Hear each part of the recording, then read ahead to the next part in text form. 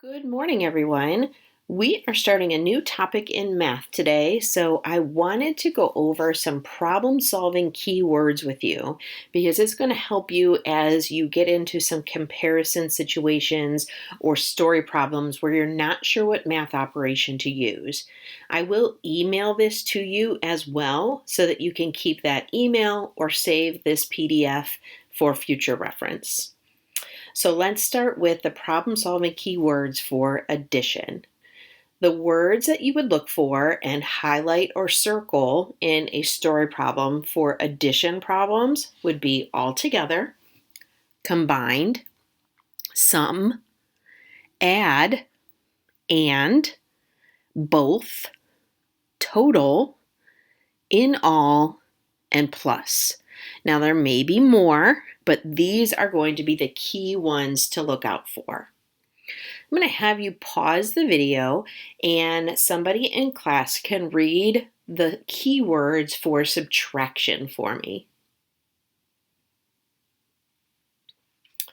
Good. Most often you will see how many are left or how many more for subtraction, but those other ones are certainly good keywords to remember as well. Next, we'll look at multiplication. So the words multiplied by, factor of, and multiple of, product, double, which means times 2, groups, each, and times are all words that would signify we need to multiply the numbers in a story problem. And last but not least, let's have you pause the video and again, somebody can read the keywords for division. Good. Let's jump right over to our math program and take a look at a problem here. So this says Sarah is making a square pillow with edges that each, that sounds like a keyword, measure 18 inches long. She needs a strip of fabric 4 times, that sounds like another one, as long as one edge of the pillow to make a border around the pillow. How long does the strip of fabric need to be?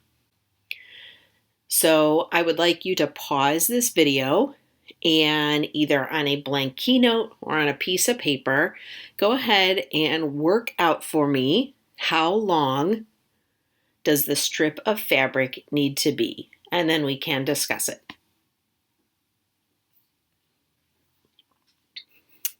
So first, we need to look at how long is each edge of the pillow, and we know that that is 18 inches long. And if we look at this bar diagram, we should ask ourselves, what does the bar diagram tell us about the problem? Well, finding 4 times as many is similar to joining 4 equal groups. So what operation can we use to join equal groups? Well, in that case, we would use addition, right? When we're joining equal groups, it could be addition. However, we know that multiplication can be used as well. Multiplication and addition are very similar because multiplication is just repeated addition. So instead of doing 18 plus 18 plus 18 plus 18, we can just do 18 times 4.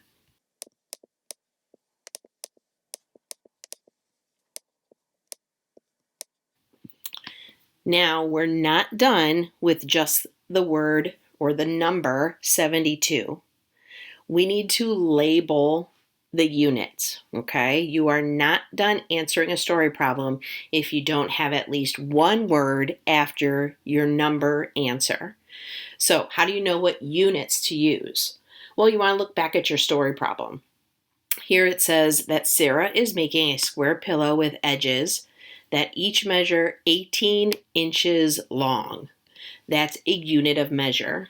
That's what we would need to label our answer with. And we can abbreviate it, that's fine, but we would need to somehow indicate that this 72 means inches, because 72 fabric strips is very different than 72 inches if we don't know what the strips are, right? Or 72 feet would be different than 72 inches. So labeling your answer is going to be very important during this topic and going forward here on out. Okay, let's watch our learning video together before you guys work on some problems with Ms. Smith.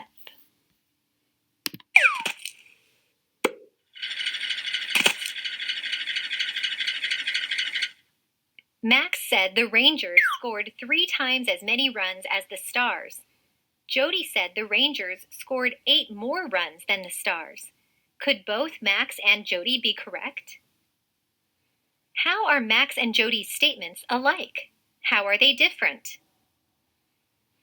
Go ahead and pause this video and talk about that as a class. So again, the questions were, could both Max and Jody be correct? And how are Max and Jody's statements alike and how are they different? Go ahead and pause the video.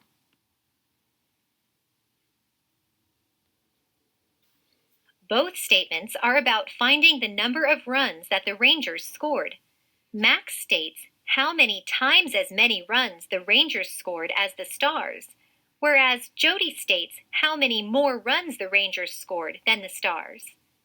You can use multiplication and addition to compare the number of runs made by each team. How can you use a bar diagram to show 3 times as many as 4? Go ahead and pause the video and talk about that as a class. So as I thought about this, I thought we could put together a bar diagram that had 3 sections of 4, or 3 rectangles of 4. Show 3 rectangles of 4. What operation can you use to solve this comparison? You can use multiplication. M equals 3 times 4, so M equals 12 runs. According to Max, the Rangers scored 12 runs. Now, don't be confused by the fact that they used M equals 3 times 4 or M equals 12 runs. They're using M as your question mark, right? We know that we can use a letter as a variable in our equation.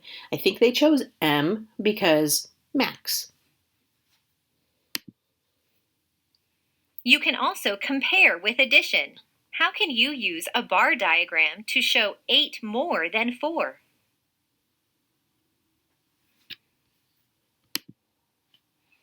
So it says drag 4s or 8s to complete each bar diagram to show the comparison. So the top one is Max. This is what we just did. 3 times as many as 4, which means that we would drag our 4 into the bar diagram 3 times. Jody, on the other hand, said that there were 8 more than 4. So her bar diagram would represent addition. 4 plus 8, or 8 more than 4. You're adding 8 to the number 4.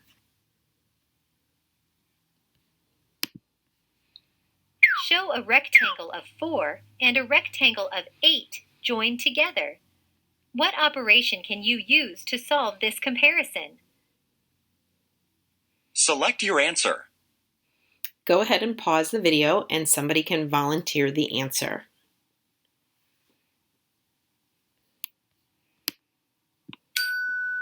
You can use addition. J equals 8 plus 4. According to Jody, the Rangers scored 12 runs. Both Max and Jody are correct. So depending on how they interpreted the score and the numbers given to them, they could choose to use multiplication or they could choose to use addition.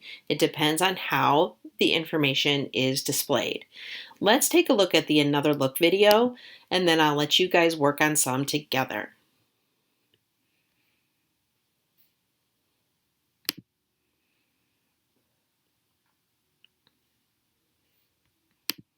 Comparison situations.